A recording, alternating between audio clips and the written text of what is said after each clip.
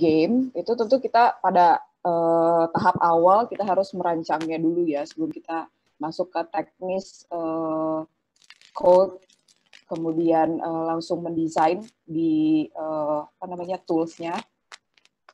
Ketika kita mau merancang sebuah game, kita tentu harus memastikan sebenarnya target dari game kita itu sebenarnya siapa sih gitu.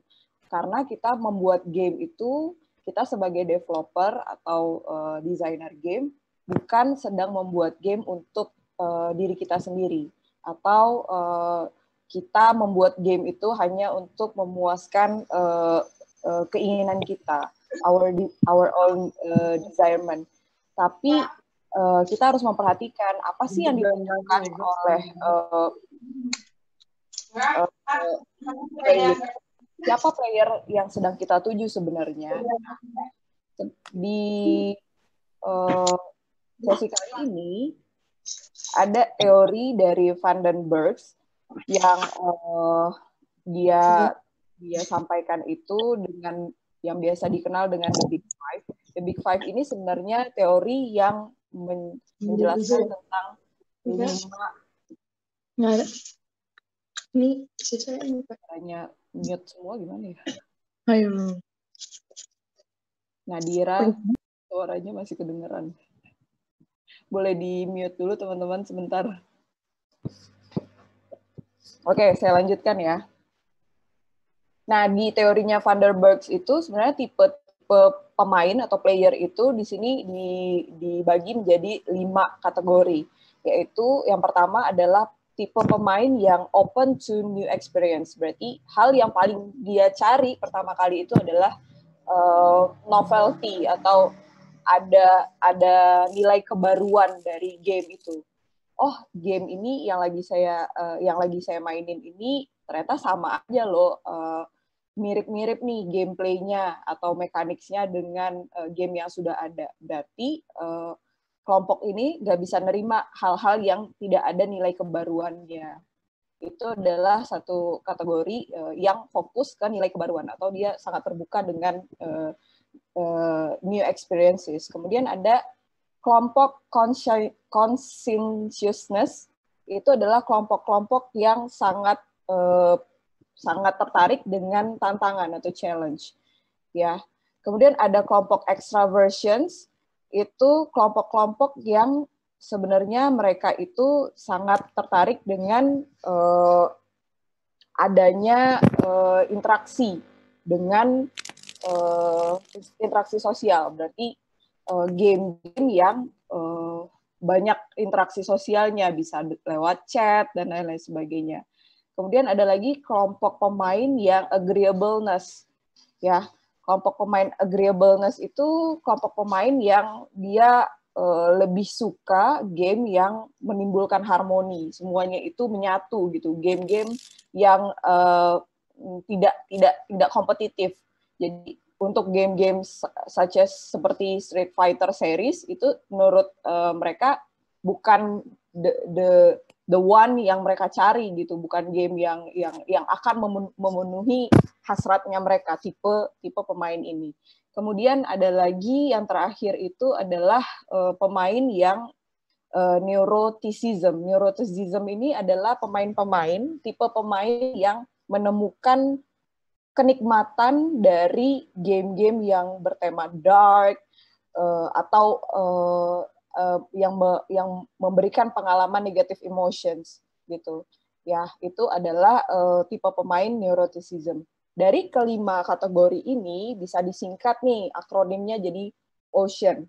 Karena O for openness to new experiences, kemudian C-nya for conscientiousness, terus E-nya for extraversion, kemudian A-nya for agreeableness, dan N-nya yang terakhir itu untuk kelompok neuroticism. Nah, selanjutnya kita akan bahas nih satu persatu. Kelompok yang pertama tadi adalah kelompok yang O, ocean ya. O itu dari openness to new experience. Kelompok pemain seperti ini nih biasanya mereka lihat sebuah game itu, mereka akan tertarik pada sebuah game yang baru dari segi misalnya aturan bermain, gameplay, game mechanics, kemudian dari segi desain yang berbeda, yang pertama kali baru pertama kali mereka lihat, itu adalah masuk kepada tipe pemain-pemain yang open to new experience, orang-orang yang mencari nilai terbaru. This correlates with the first trait, openness to experience. Players who seek novelty, like games that include a lot of variety dan unexpected elements. Dia tipe-tipe orang yang melihat game itu, dia akan suka sama game yang banyak variasinya, kemudian ada elemen-elemen yang unik dan baru, yang selama ini mereka unexpected. Oh, ternyata ada nih hal-hal seperti ini yang baru gitu. Orang-orang yang masuk kategori ini don't like novelty, seek familiarity, instead games that offer them a comforting sameness. Ya, jadi dia nggak mau main game yang dia nggak mau cari yang mirip-mirip gamenya, ya. Kemudian ini salah satu contoh dari game yang biasa disukai oleh kelompok pemain novelty yang mencari nilai kebaruan. Misalnya ada these players might prefer Words with Friends. Ada yang pernah main nggak nih game ini? Jujur saya baru dengar sih, Words with Friends. To a science fiction extravaganza set in a strange world with strange rules. Nah, berarti di sini yang dikuatin memang rules yang beda dari yang lain gitu. Game-game yang kalau misalnya yang udah umum, misalnya kamu pasti udah pernah main Endless Run gitu. Berarti ini kelompok-kelompok pemain ini, novelty ini, dia nggak akan tertarik dengan game-game yang sudah common gitu. Endless Run lagi, udahlah. Terus apa, misalnya platform games, udah sering nih dimainin. Berarti kelompok game ini, kelompok pemain ini, kamu tidak bisa tawarkan game-game yang sudah umum beredar. Ya, pastikan lagi kamu akan menyasar kelompok yang seperti apa. Kemudian yang kedua adalah tipe pemain yang mencari challenge dari game yang dia mainkan. Van der Berg correlates a desire for challenge and perhaps more specifically effort and control with the trait and conscientiousness. Oke, ini adalah tipe pemain yang mencari tantangan dari setiap gamenya. Jadi biasanya mereka tipe player yang membutuhkan sebuah game yang memberikan tantangan yang tinggi, high challenge. Jadi mereka adalah tipe pemain yang lebih senang terhadap game-game yang susah, yang membutuhkan ketepatan, precision untuk bisa memenangkan permainan tersebut. Their consciousness drives them to act, to accomplish things, and perhaps to try to complete everything in a game.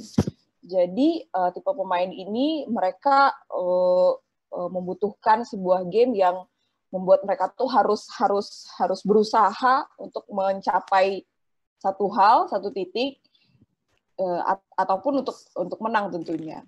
Low challenge players like sandbox games and others in which the player is free to fool around without being required to achieve something.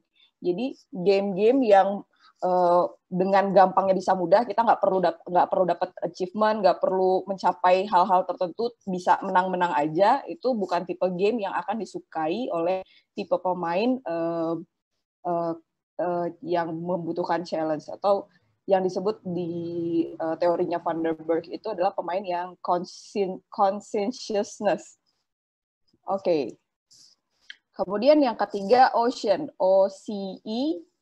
Yang I tadi apa ya namanya? Extra apa sih? Saya lupa.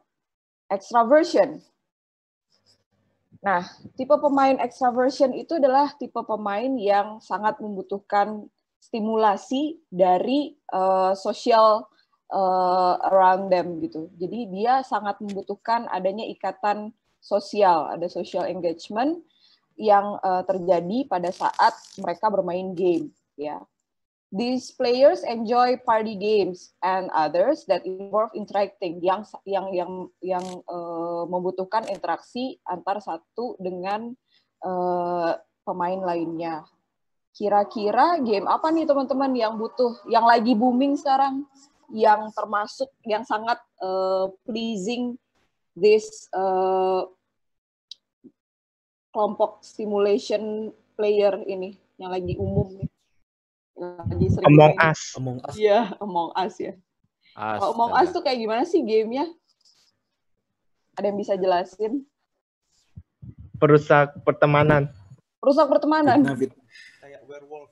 Jadi itu sih kalau gamenya Among Us itu ya kayak itu, jadi ada satu tim itu istilahnya mesti ngelakuin task buat itu sih, buat kayak supaya biar menang. Tapi ada salah satu player atau beberapa yang nanti tugasnya itu ngebunuh player lain. Tapi entar kalau misalnya bisa manggil emergency meeting buat ya siapa yang mau dibuang, kayak ya kalau familiar sama game kayak Werewolf atau Town of Salem gitu sih.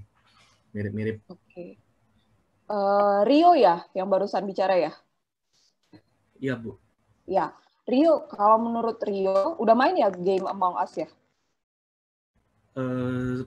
Dikit doang sih, tapi ya itu sih. Udah tahu masalah rules-nya koneksi. ya? Gameplaynya Ya, udah tahu ya? tapi udah tahu rules-nya sih. Menurut Rio, game Among Us itu akan membuat tipe pemain yang seperti apa yang akan puas gitu dari kelima tipe yang disampaikan oleh Vanderberg ini. Teorinya Vanderberg kan ada 5 tipe pemain.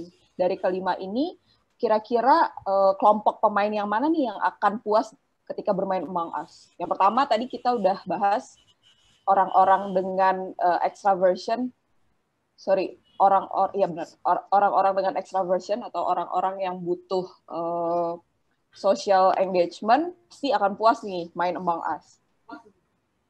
Kalau orang-orang dengan kebutuhan akan hal-hal baru, novelty, kira-kira bakal puas nggak main Among Us? Di satu sisi itu ya itu sih gameplaynya Among Us itu familiar, kayak ya yang kayak Town of Salem gitu kan. Tapi di sisi lain Among Us itu tempatnya di luar, pertama ada di luar angkasa, terus kedua dia ada mekanik yang namanya sabotase. Jadi kayak ya bisa merusak, kayak contohnya itu lampu, dia bisa mati lampu, jadi kayak pemain-pemainnya nggak bisa lihat sekitarnya. Terus juga ada bisa matiin oksigen, jadi dikejar waktu buat benerin lagi itu sih. Menurut Jadi kamu kayak gameplay buat novelty itu yang familiar, ya menurut aku itu novelty-nya ada, tapi familiarnya juga ada. Jadi kira-kira kalau pemain yang lebih dominan mencari novelty akan puas nggak main Among Us? Atau Among Us itu targetnya termasuk pemain-pemain yang seeking for novelty nggak?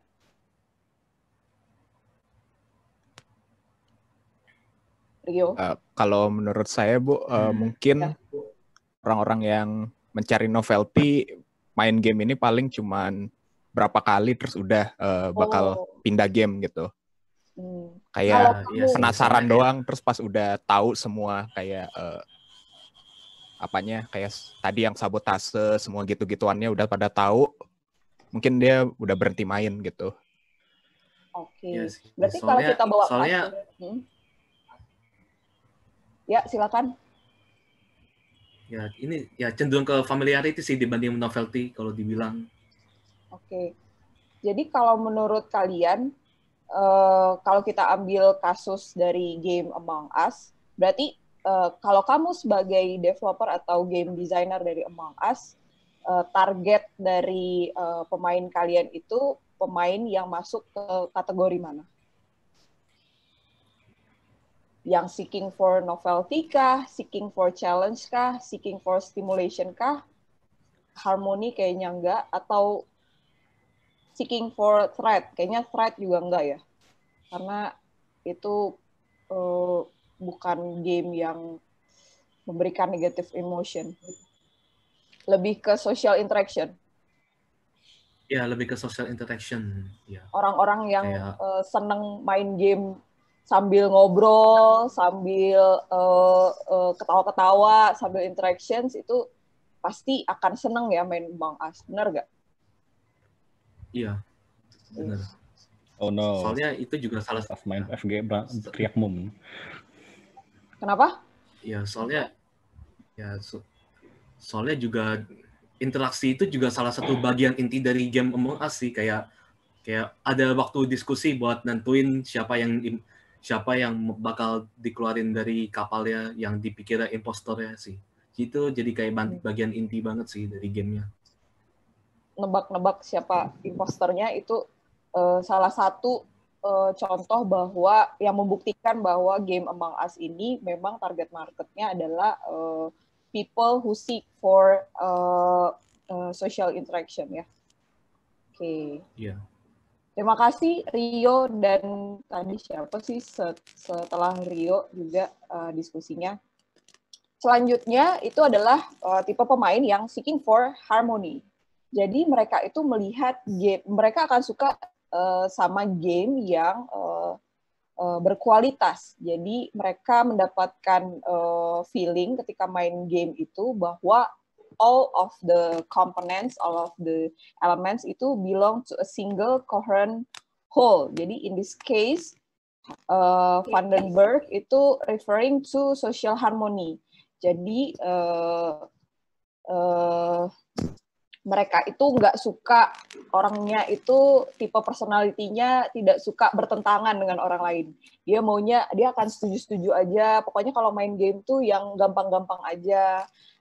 Contohnya game seperti Little Big Planet itu good examples of games yang menawarkan social harmony. Kalau game-game yang strictly kompetitif seperti Street Fighter dan lain-lainnya, apalagi yang kayak tadi Among Us, itu kan kita penuh kecurigaan ya sama orang lain. Kita akan sering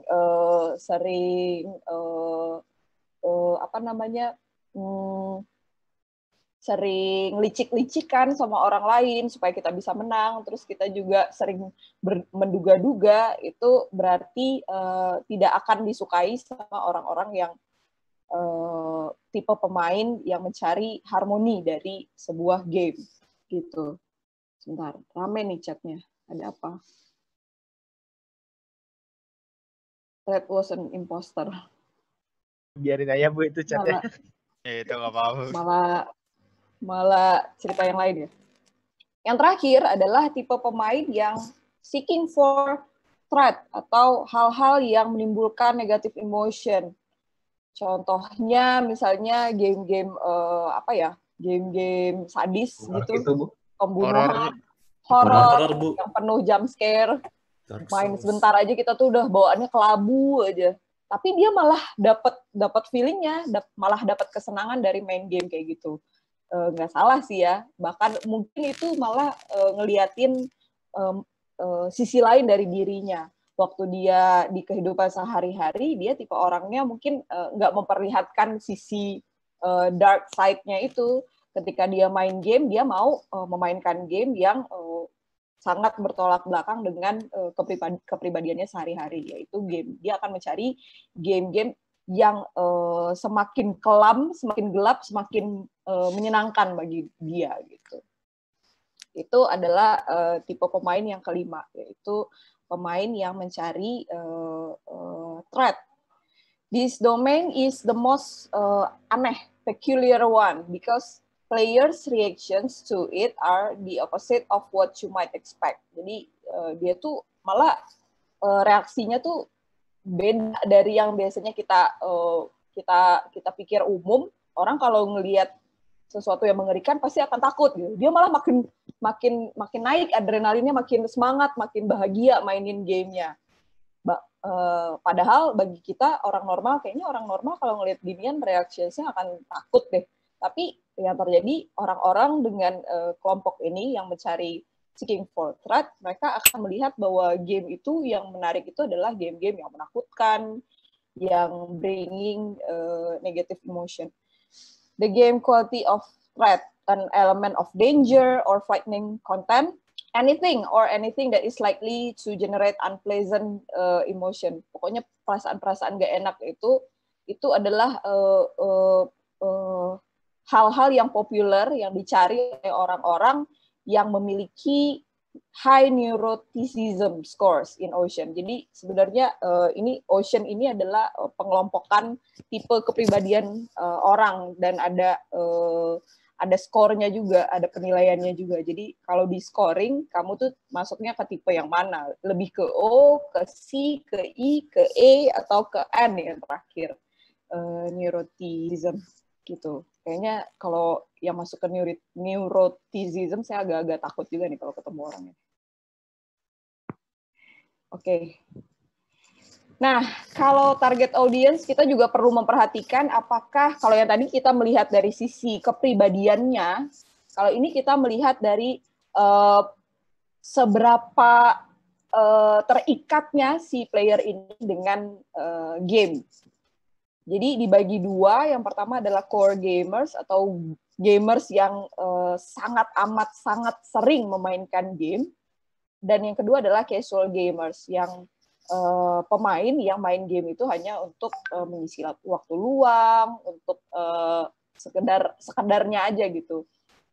Jadi kalau tadi kita melihat sebelum kita membuat game itu kita melihat kepribadian player, kemudian kita juga lihat apakah dia itu sering main game atau enggak.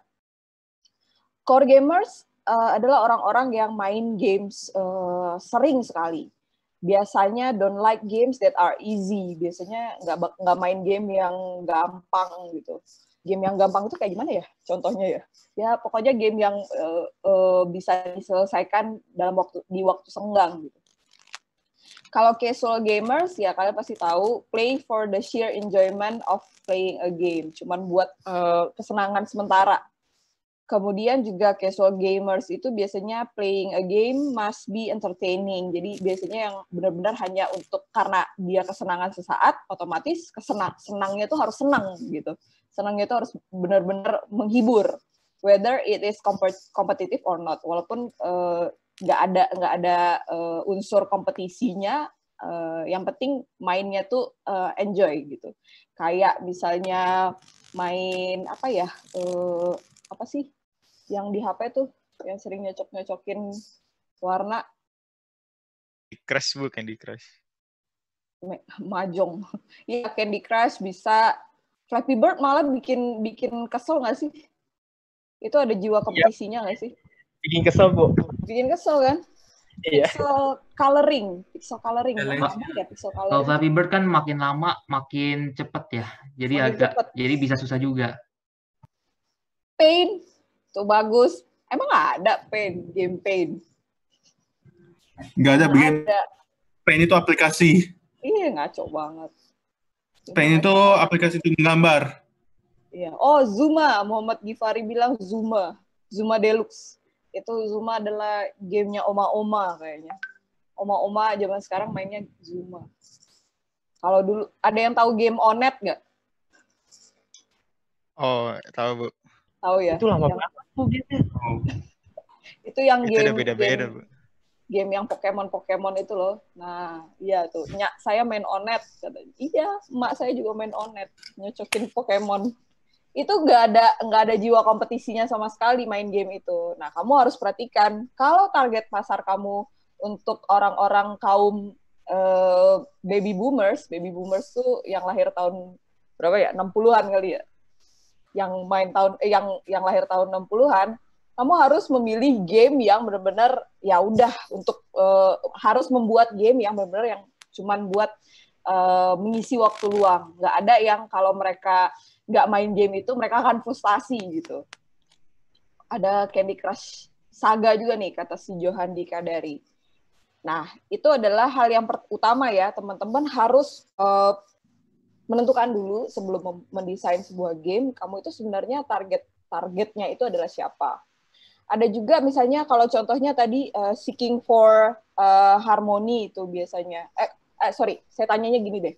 Saya kasih contoh sebuah game, misalnya gamenya itu adalah game visual novel, teman-teman. Kalau game visual novel tuh kira-kira akan cocok untuk tipe pemain yang punya karakter apa, Dan dia itu core gamers atau casual gamers menurut kamu? Harmony. Seeking for Harmony. Iya, dia casual gamers. Casual gamers. Kenapa? Apa alasannya? Siapa itu yang jawab? Sebutin nama dong. Aji, Bu, Aji. Ya, Aji. Kenapa Aji? Menurut kamu gimana pendapatnya? Visual novel. Jadi kan kalau yang Harmony itu berlakunya berlakunya itu selain di sosial ininya, dia menikmati sosial apa namanya? Dia pakai yang Harmony itu selain dia kan nikmatinya quality, berarti semuanya gitu kan, bukan dalam berarti social harmony aja. Visual novel itu dia ngasih cerita yang bakal dinikmati oleh playernya. Nah, dan kalau kenapa dia casual gamer juga karena visual novel itu click and go, tapi mungkin ada sebagian visual novel yang emang bisa milih-milih juga gitu loh. Jadi kalau menurut kamu, dan dia juga kalau visual novel itu untuk menyelesaikan gamenya itu tidak butuh waktu yang panjang, menghabiskan waktu yang cukup lama gitu ya, benar nggak? Ada yang lama sih, lama banget, lama banget. Oh, lama banget. Yang lama. Tapi nggak fokus gitu, nggak perlu fokus gitu nggak sih? Fokus sih kalau nikmatin gitu jadinya. Fokusnya beda nih, fokus dalam artian saya mikirnya fokus itu perlu koordinasi antar beberapa anggota tubuh. Misalnya kalau kita nyelesain game yang challenge-nya tinggi, kan kita butuh koordinasi antara mata dan tangan, kemudian dan lain-lainnya. Perlu fokus yang lebih dibanding kalau kita nyelesain visual novel. Tapi nggak juga sih ya, kalau kita perlu memahami cerita ya, perlu fokus juga ya. Kadang ada yang disuruh inget ini atau enggak gitu di chapter. Ada clue yang bahkan mungkin perlu dicatat juga ya. Bisa gitu. Dan tergantung genre-nya juga sih, Bu. Ada yang neurocitizen juga ada. Oh, ada ya visual novel yang gitu ya? Horor ada. Visual novel horor ada. Gara-gara bentar, banyak. Oh iya benar-benar ada. Ada salah satu mahasiswa saya bahkan di semester sebelumnya, dia bikin sebuah visual novel yang ceritanya itu ujungnya itu bikin sedih sebenarnya. Jadi dia create satu karakternya itu cuman kayak spirit gitu, kayak spirit itu apa ya bahasa Indonesianya? Arwah. Hantu arwah. Ya. Jadi dia itu arwah, terus dia itu arwah anak kecil yang mau cari tahu gue matinya kenapa gitu. Jadi dia cari visual novel, dia selama ini mengira bahwa dia meninggal itu karena ayahnya jahat gitu. Tapi seiring berjalannya si game, dia menemukan bahwa sebenarnya dia itu meninggal karena karena ibunya bahkan gitu. Terus dia terakhirnya itu harus mikirin gimana caranya dia itu akan tetap jadi arwah yang gentayangan atau dia mau cari jalan damai aja, balik ke hereafter gitu, balik ke apa sih akhirat gitu. Dia mau tetap gentayangan atau dia mau ya udah ambil jalan damai aja gitu. Itu jadi kayak saya juga selesai mahasiswa mempresentasikan itu idenya ya. Saya langsung mikir, oh ini bisa masuk ke orang-orang yang nyari cerita yang ternyata dark ya. Itu tuh sedih dan bagi saya sih nggak nyaman bacanya gitu. Sedih juga ya gitu. Dan ada nilai kebaruannya gitu di cerita itu kan ada barunya gitu. Kira-kira seperti itu. Itu salah satu bayangan ya teman-teman, nanti kalau teman-teman mau bikin game, saya mengharapkan untuk game yang benar-benar original. Bukan hanya kamu, ada kok Candy Crush, terus saya modif-modif aja nih, jadi deh game baru. Saya nggak mengharapkan game yang seperti itu ya, terutama untuk teman-teman yang di kelas regulernya saya. Oke. Nah, ini berdasarkan demografik kategoris. si player dibagi lagi, ada men and women, and then kemudian ada gender inclusiveness juga. If you're planning to make games for children, hal-hal yang perlu diperhatikan adalah yang pertama, misalnya kamu mau bikin game untuk anak-anak, kamu boleh pilih beberapa topik di bawah ini. Pilih salah satu di antaranya atau penggabungan. Hand-eye coordination. Nah, ini biasanya ini karena saya punya toddler, menurut saya ini memang sangat penting untuk diajarkan anak-anak kepada anak-anak usia 2 sampai ya anak balita, bayi 3 tahun, anak 2 sampai 3 tahun untuk melatih koordinasi mata dan tangannya. Kemudian logic development, mungkin logic development bisa dimulai untuk anak-anak usia primary school atau anak-anak SD. Kemudian systematic thinking juga bisa dimulai dari untuk anak-anak usia SD. Kemudian ada mungkin anak umur 2 tahun juga bisa nih systematic thinking mulai diajarkan. Ada immediate versus long-term goals. Ada yang mengajarkan bahwa game itu untuk mencapai goals sementara kamu selesaiin dulu, dan untuk yang long term. Jadi untuk menyelesaikan satu game harus menyelesaikan beberapa part. Tapi di tiap part harus diselesaikan dulu, itu adalah immediate goals-nya. Kemudian untuk menyelesaikan game, in order to win, kamu harus selesaikan semua part-nya.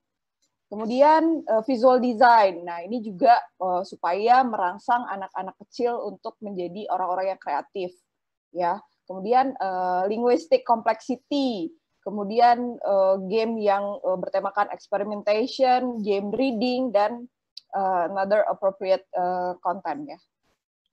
Itu berdasarkan demografi. Okay. Gamer dedication. Dedication itu apa sih?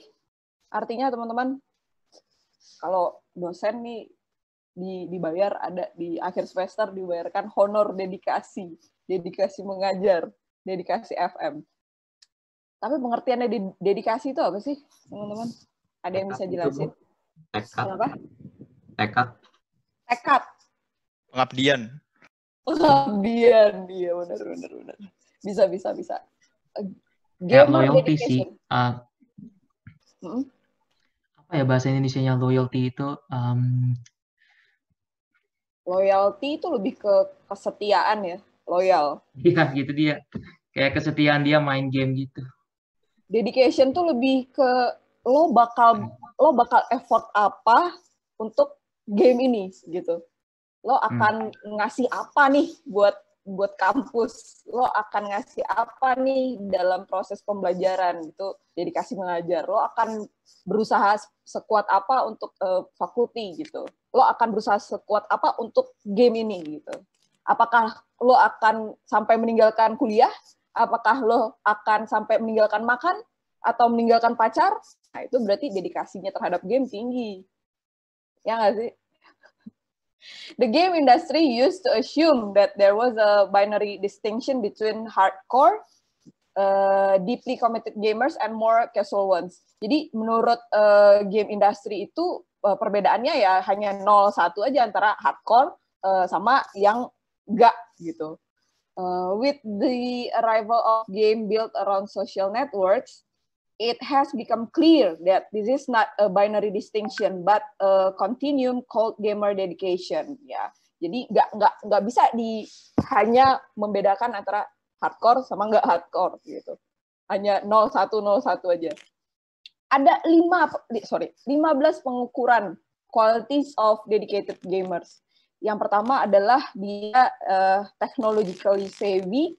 Kemudian yang kedua, have the latest high-end gear. Jadi kamu udah bisa dikatakan core gamer kalau kamu secara teknologi kamu benar-benar paham banget. Terus yang kedua, have the latest high-end gear. Semua gearnya dia lengkap.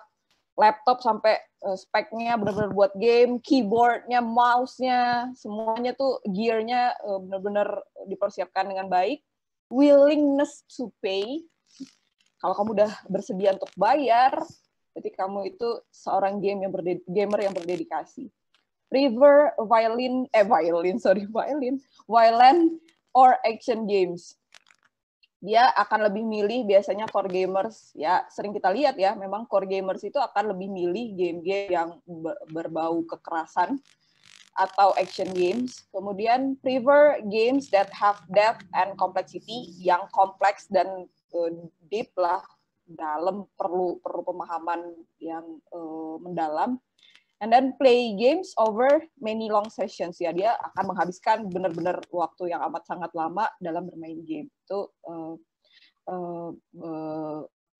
standar pengukuran dari gamers yang berdedikasi. Masih banyak ya, 15 ternyata. Hunger for gaming related information. Bahkan dia kalau buka-buka berita online gitu, portal berita online yang dicari informasi-informasi yang berhubungan dengan game. Kemudian play games over many long sessions, udah. Hunger for gaming related information. Diulang-ulang ini. Discuss games with friends online. Jadi kalau di chat itu yang dibahas game lagi. They have no time for girlfriend atau love story. Ada nggak yang kayak gitu di sini? Yang hidupnya cuma buat game, makan, tidur, game, makan, tidur. Ada nggak? Spill aja namanya, siapa? Ada temannya saya. Ada, Bu, tapi pada nggak mau ngaku. Bener nggak nih? Cewek-cewek banyak loh yang saya tahu, anak cewek main game. Vanessa main game nggak, Vanessa? Oh, Batari Rafida Putri main kok katanya. Adik saya. Siapa nih yang main game sampai benar-benar kehilangan waktu? Much more tolerant of frustration katanya. Nggak tahu nih, ada penelitiannya nggak? Katanya orang-orang yang gamer yang berdedikasi itu dia lebih toleran terhadap frustasi katanya. Mustahil itu. Malah tambah frustasi nggak sih? Ya pasti. Malah lebih kayak apaan nih orang, kayak orang ini gitu. Ya nggak sih? Saya kurang tahu juga sebenarnya karena saya bukan core gamer. Terus dia engage in competition with himself. Dia tuh bahkan berkompetisi dengan dirinya sendiri. The game and other players. Ya udah, hidupnya di lingkungan itu aja gitu. Age at which first started playing games. Hah? Apa nih maksudnya? Jadi maksudnya mungkin usianya sama saat bermain game itu. Jadi pas udah kecil udah main game. Jadi sampai sekarang itu masih main gitu. Oh, iya. Mungkin. Comparative knowledge of the industry. Oke. Kemudian dia early adoption, dia gampang beradaptasi, desire to modify or extend games in a creative way. Ini banyak nih yang kayak gini nih. Bahkan nanti yang mau saya kasih contoh nih, salah satu product games dari senior kalian itu sebenarnya dia punya ide untuk bikin game ini tuh gara-gara dia suka sama salah satu game dan dia tuh sampai berimajinasi bahwa game ini nih bisa dibikin lebih bagus loh, harusnya bisa ditambahin ini, dibikin seperti ini ceritanya, atau dia malah memodifikasi dengan story yang baru dan rules atau gameplay mechanics yang baru. Kemudian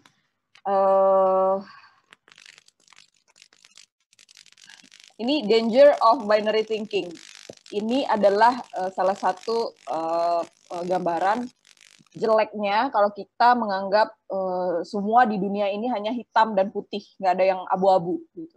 Binary thinking itu adalah assuming, menganggap bahwa satu grup itu suka sama satu hal, dan orang di luar grup A itu nggak bakal suka gitu. Contohnya misalnya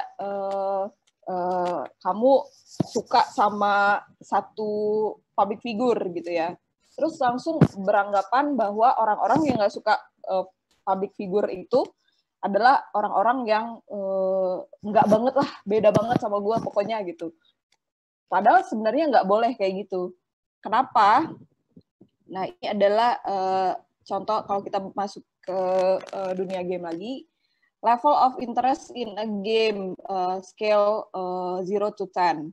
Ya, kalau woman, data from woman, tuh kalau dilihat Tadi kan kalian langsung tuh men-stereotyping bahwa cewek tuh nggak main game. Di sini dilihatin nih, data from women. Given level of interest in a game. Kalau perempuan, mulainya dari 0 sih. Kalau laki-laki, dia akan mulai dari 1 tuh levelnya. Terus, kalau yang perempuan, di sini number of interest-nya, yang perempuan ada juga yang sampai ke interest levelnya tuh di 6, tapi nggak banyak gitu. Kalau yang laki-laki banyak nih interest levelnya sampai 6. Kalau yang 10 juga udah mulai sedikit gitu. Jadi nggak bisa ngelihat sesuatu itu, ya udah perempuan itu nggak banyak loh yang suka game.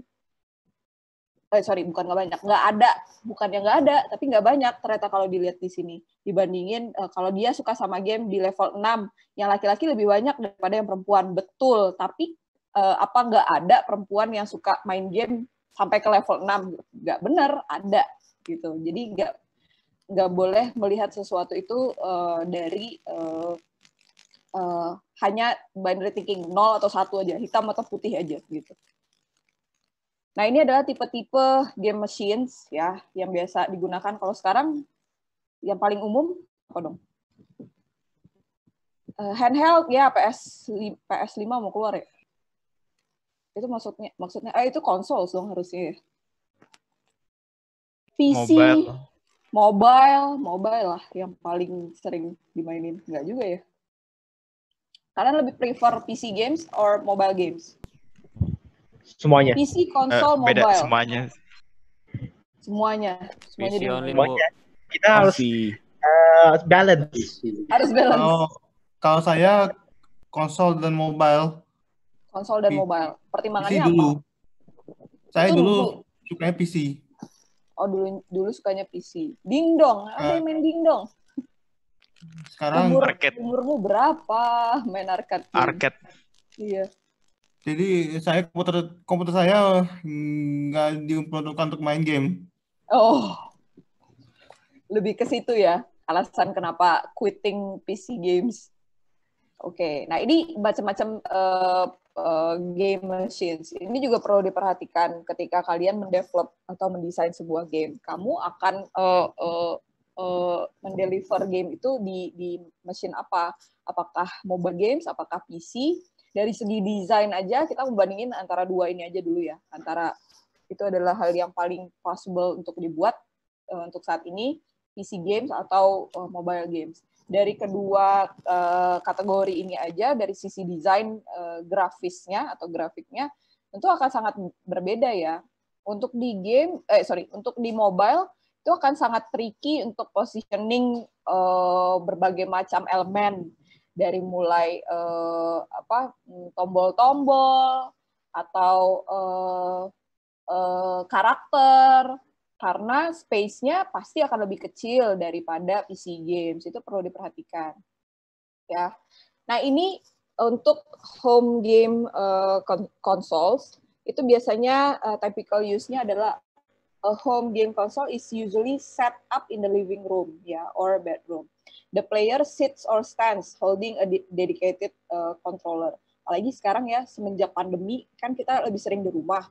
Tuh saya lihat tuh game-game konsol mulai digandrungi lagi, pasti udah mulai dicari lagi. Nintendo Switch mulai dimainin lagi daripada game-game yang dimainin sendiri gitu. Ini enaknya home game consoles. Terus input device-nya in a console game, dia ada control method and user interface must be manageable with the controller, ya pasti. Business consideration, home consoles tend to have graphic displays hardware of comparable power to the graphics hardware. Nah, tentu kita harus menyesuaikan ya sama hardware-nya ketika kita mau mendevelop sebuah game yang akan dimainkan di consoles, home game consoles. Kemudian game yang dimainkan di machines-nya adalah personal computer. Biasanya typical use-nya adalah Dia itu setup-nya away, jauh dari communal living space, on a desk, di atas meja. It's designed to be operated by one person while she is sitting biasanya. Nah, input device-nya bisa keyboard, mouse, yang umum digunakan itu ya. Kemudian ini business considerations-nya yang perlu diperhatikan dari sisi bisnis, yaitu the great advantage of PC development is that anyone can program one, bisa bikin game komputer. You don't have to get a license from the manufacturer, nggak perlu dapat license untuk bisa bikin game PC, or buy an expensive development station. Consequently, personal computers are at the cutting edge of innovation in computer gaming. Is it true? Benar nggak sih? Personal computers itu cutting edge, udah di ujung tanduk. Benar nggak sih innovation di computer gaming? Tapi masih pada main komputer PC games kan? Yes, kata si Dimas. Masih. Masih. Ini masih main. Ya Bu, masih Bu. Tapi maksudnya sih, cutting edge itu teknologi terbaru, Bu. Masih banyak yang main. Masih banyak. Kan nggak semua komputer bisa main game dengan grafik yang bagus. Ya. Kayak Call of Duty yang terbaru gitu. Nggak semuanya bisa kan? Oh iya, benar. Jadi mau nggak mau, dan kalau untuk upgrade, kayaknya perlu menghabiskan uang yang lebih besar lagi ya. Iya, betul. Uang dan izin orang tua kadang. Iya, benar-benar. Oke, the next machines itu portable device. Portable device itu ya dia bisa dibawa kemana-mana pastinya. Dia memang didesain untuk bisa digunakan di segala tempat oleh satu orang. Such devices range in size from quite small, dari yang kecil seperti mobile phone, sampai tablet computers, yang ukurannya hampir sama dengan laptop. Kemudian input device-nya itu adalah si device itself ya. Portable devices are that the user must support the device way.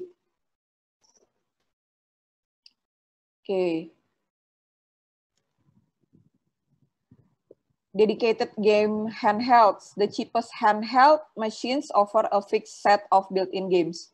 Jadi biasanya sampai beli gitu ya.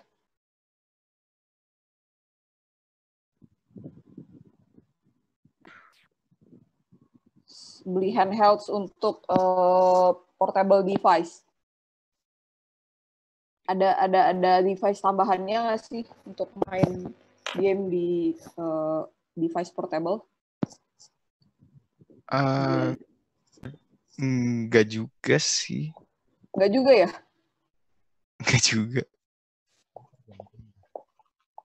Nah, ini other device games show up on all sorts of other devices these days. Apalagi selain yang tadi udah disebutin, teman-teman, other device. Ada yang bisa kasih contoh? Arcade. Arcade tuh kita mesti ke tempatnya dong ya? Iya. Masih ada nggak sekarang? Di XXI? Masih ada tapi tutup. Iya benar. Yang paling sering kalian mainin arcade games apa? Street Fighter. Waktu itu kan ada Tekken. Ada DDR sih Bu, DDR. Tekken ada ya? Masih ada ya? Itu bukannya gamenya udah lama ya? Tekken masih ada. Tekken yang baru Bu, Tekken 7. Oh ya kan, Tekken kan sekarang kebanyakan di konsol ya. Yang terbaru. Oh, ada di konsol juga. Tapi di beberapa tempat doang. Apa yang di beberapa tempat doang, Luis?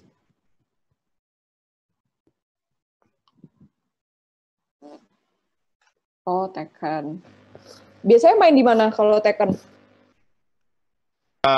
Yang mesinnya masih jalan sih, kemungkinan yang di XX1 itu biasanya. Tapi sekarang tutup ya, sayang sekali teman-teman. Lagi tutup. Biasanya kalau sebelum nonton main dulu gitu ya. Jadi kadang datang main doang sih terus udah.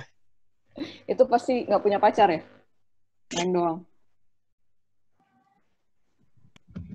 Ya, ada kata pepatah, true gamer nggak punya pacar. Tidak semua, jangan Nggak menyamaratakan. semua. Haha. Oh, nggak terima tuh Ya. temennya. Kenapa Nah. banyak yang main Tekken ya? Banyak yang main Tekken. Ntar besok-besok bisa janjian main bareng. Saya juga main Kalau Tekken. udah selesai pandemi. Saya juga main Tekken, tapi saya lebih ke first person platformer. Lebih ke? Saya lebih ke platformer. Oh, platformer games, oke. Platformer first person.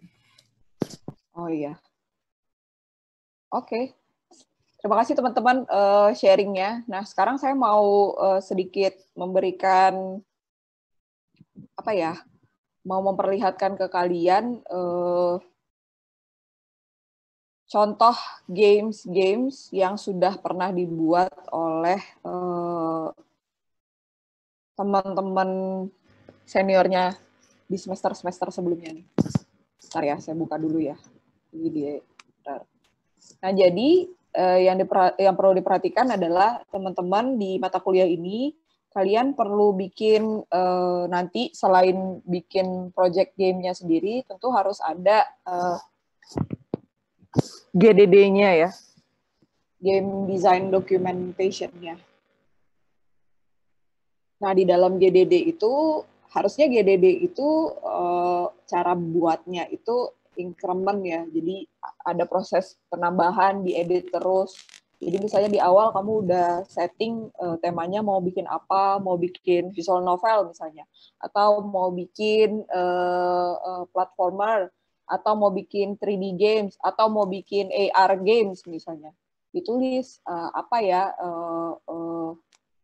apa namanya genre gamesnya, terus temanya apa, story-nya apa, terus semuanya ditulis dulu, terus nanti kamu mulai jalan dengan buat storyboard-nya, gambarkan karakternya, ada karakter siapa aja, karakter A, B, C, D, dibuat semuanya, digambar, dimasukin semuanya ke documentation.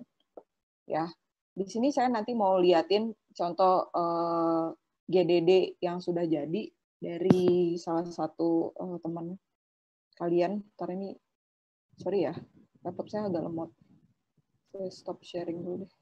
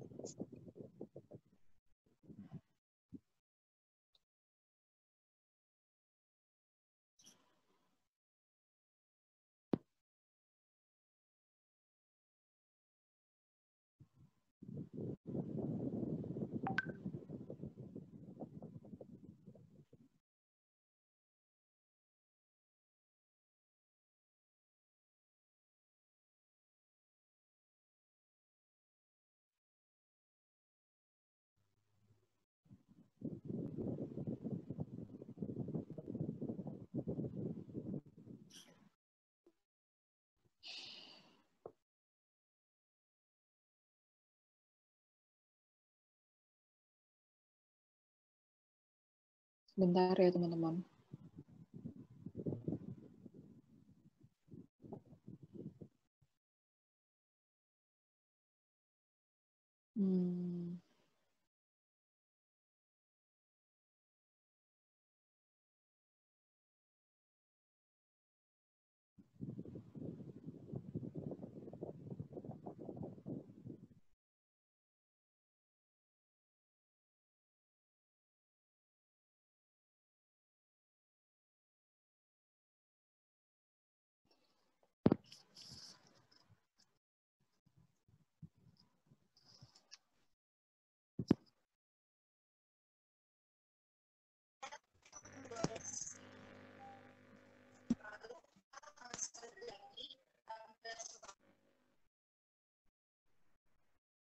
Sabar ya. Laptopnya udah tua nih, udah lemot.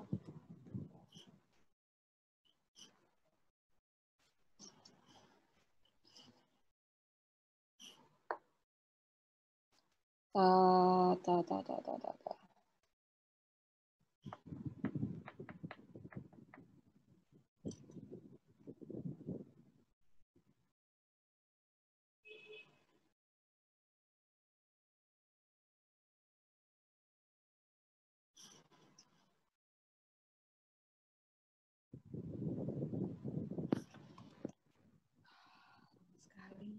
Guys.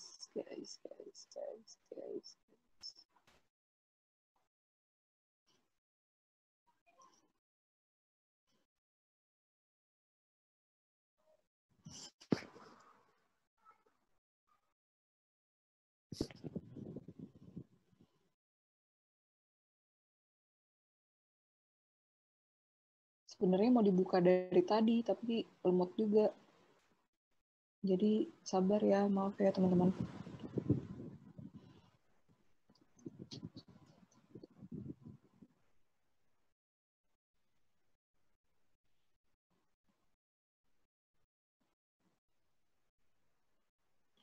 Dan dokumentasinya itu juga gede banget sih.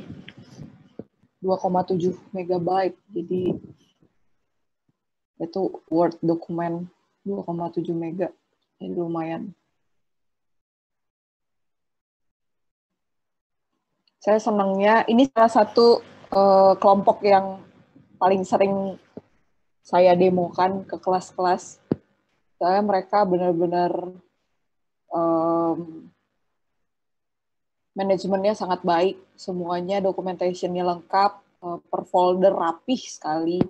Tiap ada update mereka cantumkan terus. Jadi dari progres pertama, jadi dulu saya itu selalu bagi kelompok-kelompok ini per 2 minggu untuk melaporkan progres dari proyeknya udah bikin sampai di mana. Sebenarnya tujuan awalnya saya melakukan hal itu supaya saya make sure bahwa mereka memang benar-benar bikin game ini from scratch, from zero, benar-benar dari mikirin konsep, mikirin ide, dari mulai ngegambarnya sesuatu yang masih biasa aja sampai mereka improve sampai karakternya jadi bagus, terus semuanya udah digabungin dalam Unity dan story-nya juga berkembang sampai akhirnya jadi gitu.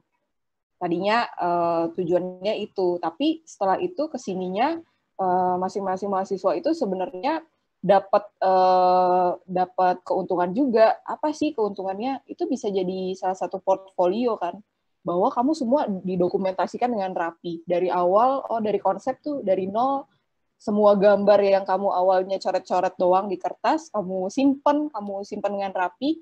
Nanti suatu saat misalnya kamu ngelamar kerja praktek gitu ya, internship, kamu bisa jadikan itu sebagai portfolio. Saya pernah bikin game ini loh, meskipun berkelompok. Tugas saya adalah ini nih, waktu kemarin di kelompok saya adalah karakter designer. Saya yang ngedesain dari awal. Kamu bisa lihatin portfolionya sampai jadi, semuanya ke-record di documentation. Itulah mengapa di university atau di BINUS khususnya diminta sekali waktu bikin project itu documentation jangan sampai ketinggalan. Karena sebenarnya itu nanti yang diuntungkan kalian sendiri. Nah, akhirnya kebuka. Ya Allah, masih aja Rainbow Wheel. Sabar ya. Udah kebuka tuh gini.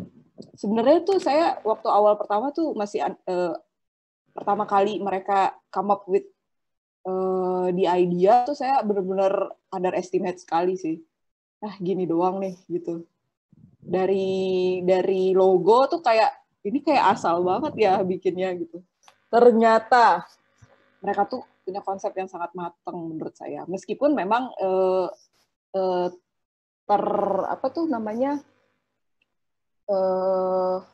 mereka itu dapat ide dari game yang sudah ada juga sebenarnya. Emosi nih. Yang bisa kebuka.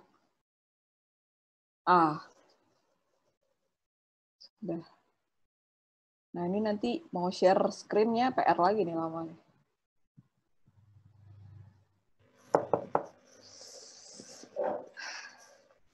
Ini dia. Oke.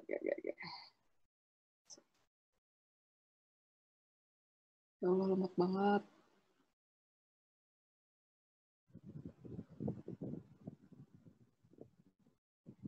Teman-teman masih di sini kan? Masih, Bu. Masih, Bu. Oke, Bu. Aman, Bu. Loh.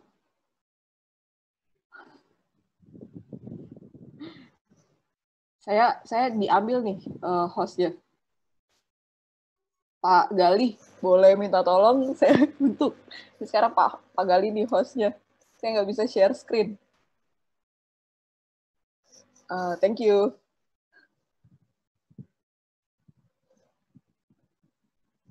Oke. Sekarang ini saya mau memperlihatkan contoh GDD-nya dulu ya.